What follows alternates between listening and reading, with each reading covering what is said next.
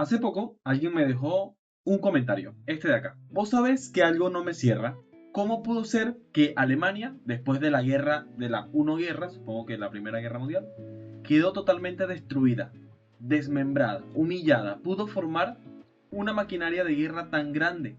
Los mejores tanques, aviones, barcos, submarinos, uniformes y hasta lo más pequeño era de gran calidad. Bueno, en este video lo que vamos a hacer es analizar desde el punto de vista económico, que es lo que principalmente nos interesa en este canal, qué fue lo que hizo Alemania tanto antes como después de Adolfo, el señor Adolfo, así le vamos a decir para no decir el nombre completo. Cómo pudo lograr a nivel económico ese éxito que amasó y que, según este suscriptor, tenía lo mejor de lo mejor. Bueno, en este video vamos a ver si eso es así o no es tan así. Bienvenidos de nuevo al canal.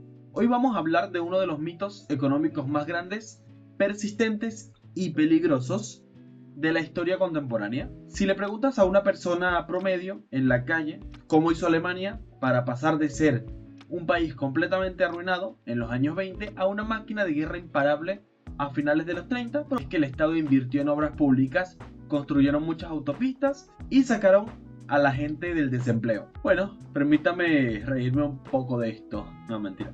Bueno, la realidad es que el llamado milagro económico, el cual tratamos en el video anterior sobre la gran mentira de la Alemania nazi, a no decirle el nombre correcto, desde una perspectiva económica y financiera, el esquema Ponzi más grande y violento de la historia humana, como lo dije en el video anterior. Hoy nos vamos a poner los lentes de la economía austríaca y liberal libertaria.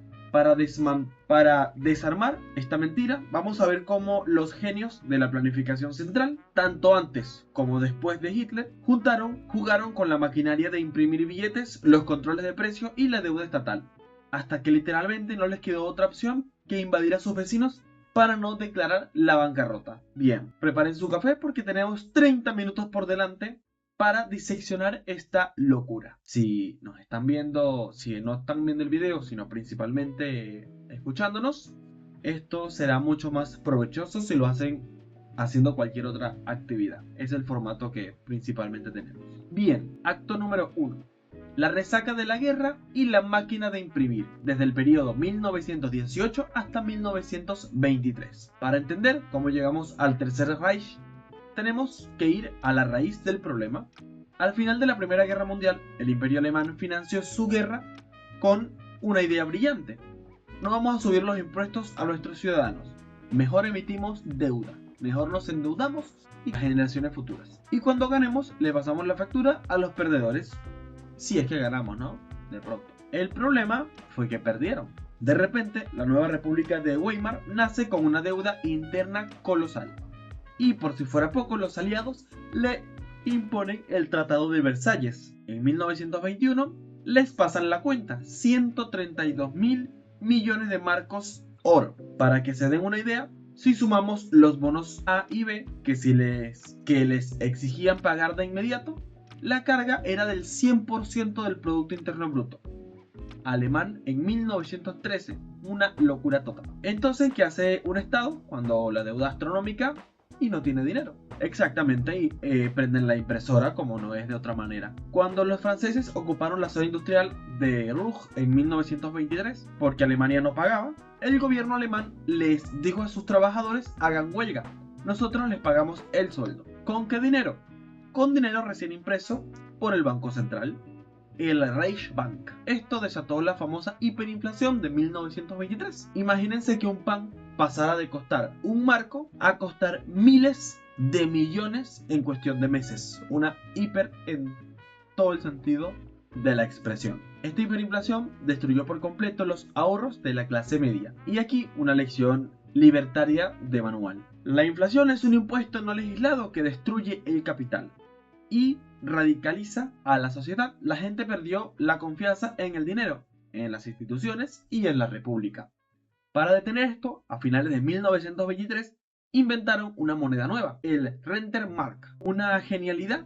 Aquí no fue que estuviera respaldada por tierras, eso era una ficción contable. para calmar a las masas, sino que el comisario de la moneda, Hjalmar Schacht, supongo que se pronuncia así, y el gobierno finalmente dejaron de monetizar el déficit y cortaron el grifo del gasto. Milagrosamente, al dejar de imprimir, la moneda se estabilizó, ¿no? Como si fuera algo increíble, ¿no? ¿Cómo es posible que la emisión monetaria genere inflación? Si cortamos la emisión monetaria, se corta la inflación. ¡Puf! Una locura. Bueno, acto número 2. Los locos años 20 y su austeridad suicida, 1923 a 1932. Bienvenidos al Plan Davis, del cual ya hablamos en el video anterior, pero ahora lo volvemos a sacar a colación para responderle a este suscriptor. En 1924, los estadounidenses, viendo que Alemania era un desastre, intervinieron.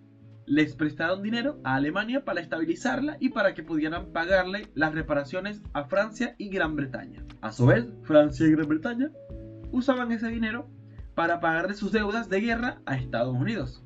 Sí, escucharon bien. Wall Street les prestaba a Alemania para que Alemania le pagara a Europa y para que Europa le pagara a Wall Street. Era básicamente un rollover de deuda entre países. Solamente que en lugar de que Estados Unidos le debiera Gran Bretaña y Francia, pasara a deberle a Alemania. Desde mi punto de vista, una mala apuesta. Pero ¿quién soy yo, no? De pronto no, quién sabe. Bien, para que Europa le pagara a Wall Street, como ya mencionamos, un triángulo financiero hermoso que dependía de que el crédito nunca dejara de fluir, o sea, que todo el tiempo estuviera dando vueltas el dinero. Durante esos años, el Estado alemán creció y se endeudó en el extranjero y subió los salarios por decreto gubernamental. Como si una firma subiera el sueldo, ¿no? Pregúntenle a Venezuela. Muy por encima de la productividad real, subieron el sueldo. Todo era una ilusión impulsada por crédito externo, ¿sí? Por dinero que venía de afuera. Y entonces, en 1929, Wall Street colapsó. El crash del 29, famoso crash del 29. El grifo de dólares se cierra de golpe, como una puerta que retumba la casa cuando se cierra. Alemania entra en una depresión brutal, como no es de esperar de otra manera. Aquí entra en escena el canciller Heinrich Brüning en 1930. Brüning lanzó exactamente lo contrario a lo que te diría el sentido común, pero lo hizo por razones políticas perversas. En medio de una recesión monstruosa, el tipo decidió aplicar decretos de emergencia para subir impuestos, recortar salarios y destruir la red de bienestar. Lo llamaron el canciller del hambre. Y la verdad que sí, un poco sí. ¿Por qué hizo esto? Los historiadores económicos modernos argumentan que Brüning estaba usando la economía de su país como un rehén diplomático. Quería crear una deflación tan severa y una crisis tan espantosa que los aliados no tuvieran más remedio que perdonarle las reparaciones de Versalles. Mejor dicho, un bórrame la deuda o me mato, o me tiro por el barranco. Bien, quería demostrar que Alemania estaba quebrada y en cierto sentido un poco así. Bueno, le funcionó a medias, le perdonaron las reparaciones de 1932, pero el costo fue que el PBI per cápita se hundió un 4% adicional por sus recortes y el desempleo llegó a casi al 30%. Cuando un gobierno juega a ser Dios con los impuestos y el gasto para ganar una partida de ajedrez diplomático, la gente sufre. Y esta gente desesperada, asfixiada por impuestos y sin trabajo, fue la que corrió a los brazos del radicalismo político, en parte. Acto número 3. El humo y los espejos. Y el milagro de Hitler. Milagro. 1933-1936. En 1933, Adolf Hitler llega al poder. Y aquí es donde la maquinaria de propaganda estatista entra en su máximo esplendor. La leyenda dice que Hitler salvó la economía construyendo autopistas. La famosa auto es un cuento precioso, pero es falso. Los datos duros nos muestran que el gasto en obras públicas civiles fue ínfimo. El milagro fue en realidad un programa masivo y desaforado de rearme militar. Para junio de 1933, el presupuesto para armamento ya triplicaba todo lo que había gastado en crecimiento, en creación de empleo civil en 2 años anteriores juntos. El gasto militar pasó de ser 1% del ingreso nacional a dominar la economía por completo. Un par de añitos antes de que empezara la invasión a Polonia fue que Alemania se armó. Para nada. Ni bien llegó el Tercer Reich al mando, o lo que sea que haya sido eso, desde el inicio empezaron a rearmar la economía, para que a nadie le quede dudas. Bien, pero se preguntarán ustedes, si Alemania estaba quebrada y no tenía dólares ni oro, ¿cómo financiaron la creación de este ejército gigante? Y aquí va la gran estafa Ponzi que se inventaron. La respuesta es un truco de contabilidad tan sucio que haría sonrojar a un estafador de Wall Street. Se sonrojaría los cachetitos. Bien, el arquitecto fue Hjalmar Schacht, como me cuestan los apellidos alemanes. El mismo, de los años 20, ahora trabajando para el Tercer Reich. Schacht inventó las letras MEFO o bonos MEFO. Mefodiste. Presten atención a este esquema de represión financiera. El gobierno creó una empresa fantasma llamada Metallurgische Verbund, o por sus siglas MEFO, mucho más fácil, con una miseria de 4 grandes empresas industriales. Cuando el Estado le compraba tanques o aviones a un fabricante, no le pagaba con marcos reales, sino con un pagaré emitido por esta empresa fantasma, una letra MEFO. A ver, en términos simples, es como si en lugar de pagarte con dinero por tu vender un tanque, para los que vendan tanques, es como si en lugar de pagarte con dinero, tú aceptaras o te obligaran a que recibieras el pago en un pagaré, ¿no? En un coso de dice, te voy a pagar esto. Y el empresario se quedaba con su letra ahí guardadita para cobrar después. Ese fue el truco financiero. Es como consumir a crédito.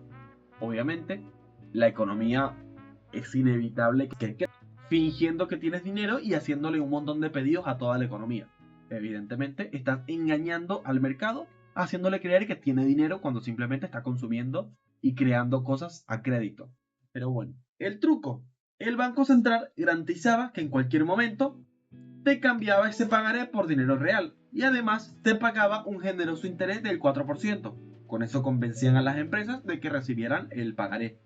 Bien, como en esa época había fuertes controles de capital, los empresarios no podían sacar su dinero del país, se tragaron los bonos.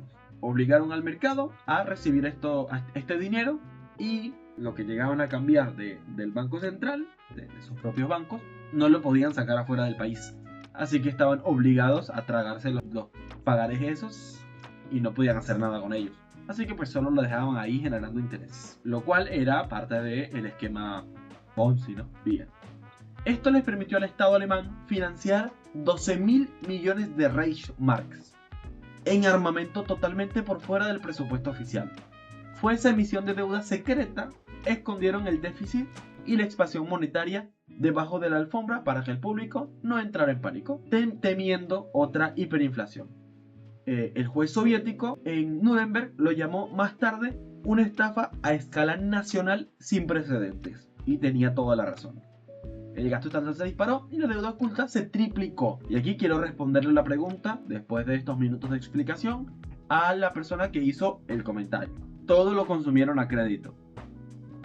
Todo lo que le pidieron a la economía se la pidieron por una estafa. Así que espero que haya quedado entendido. Al mismo tiempo, destruyeron el mercado laboral. Sí, el desempleo bajó a casi cero, pero ¿a qué costo? Abolieron los sindicatos, prohibieron la negociación colectiva y congelaron los salarios por la fuerza al nivel miserable de la Gran Depresión. La gente tenía trabajo, sí, pero trabajando muchísimas más horas por el mismo sueldo real. Es muy fácil lograr el pleno empleo si conviertes a todo país en un gigantesco cuartel militar donde nadie puede renunciar ni pedir un aumento. Estaban trabajando a un nivel de esclavitud. Y así lo lograron.